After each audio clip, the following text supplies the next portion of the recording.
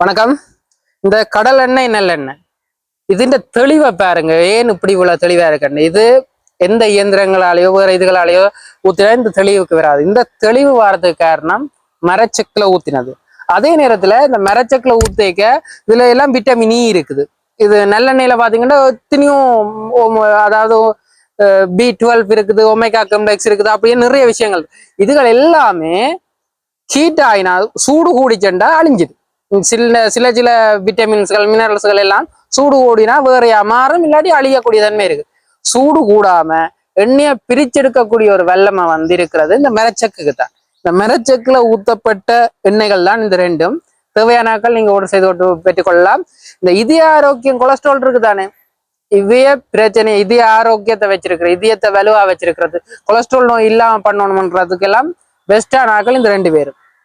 தேவையான எண்ணெய் நீங்க இது ஆழமா வதக்கி சாப்பிட்றதுக்கு இதை பயன்படுத்தலாம். ஆழமான பொரியல் இதுகளுக்கு இதை பயன்படுத்தலாம். ஆனா ஒருக்கா சூடாக்குறதான் நல்லது.